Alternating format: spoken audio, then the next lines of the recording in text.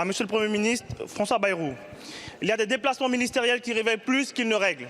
La semaine dernière, en plein mois de commémoration de l'abolition de l'esclavage, le ministre de la Justice s'est livré à une démonstration d'arrogance coloniale camouflée derrière un discours d'ordre et de responsabilité. Pendant qu'on nous explique la République, un journaliste guyanais se fait insulter sur place, publiquement par Gérald Darmanin, sans que cela ne déclenche la moindre vague d'indignation nationale. Pas la une d'un journal, pas de plateau TV, comme si l'humiliation d'un journaliste ultramarin valait moins que celle d'un confrère hexagonal. Cette sortie malheureuse n'est pas un simple faux pas. Elle illustre plus profondément une errance continue des plus hautes autorités de l'État dans leur compréhension des Outre-mer et plus particulièrement de la Guyane. Une méconnaissance enracinée dans la culture administrative française où nos territoires sont encore trop souvent considérés comme des périphéries à encadrer plutôt que comme des partenaires à écouter. Or, la Guyane n'est ni un territoire expérimental, ni un laboratoire de politique sécuritaire. C'est une collectivité habitée par des citoyens qui demandent, depuis des années, à exercer pleinement leur droit à l'autodétermination. Nous demandons, depuis le gouvernement d'Édouard Philippe, l'ouverture d'un véritable dialogue pour une autonomie la plus large possible de la Guyane, avec inscription dans la Constitution. On nous a opposé un calendrier vite phagocyté par un accord cadre, jamais validé. Pendant ce temps, ce sont nos ressources qui nous échappent. Nous ne réclamons pas un privilège, nous exigeons le droit de décider nous-mêmes de notre développement, d'avoir accès à nos ressources, de déterminer nos priorités. Ma question est simple.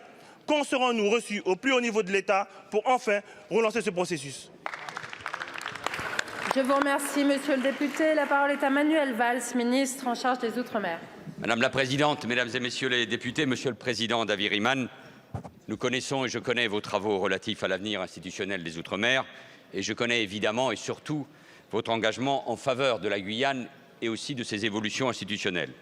Vous l'avez rappelé, sous la présidence de Gabriel Serville, le Congrès des élus de Guyane a adopté plusieurs résolutions en faveur d'un projet d'évolution statutaire.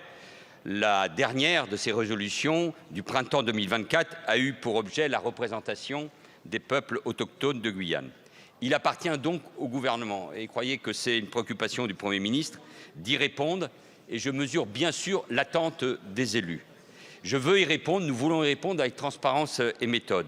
Et j'entends mettre en place un dialogue selon des modalités concertées, respectueuses des élus, mais respectueuses aussi de l'histoire et de la culture de la Guyane.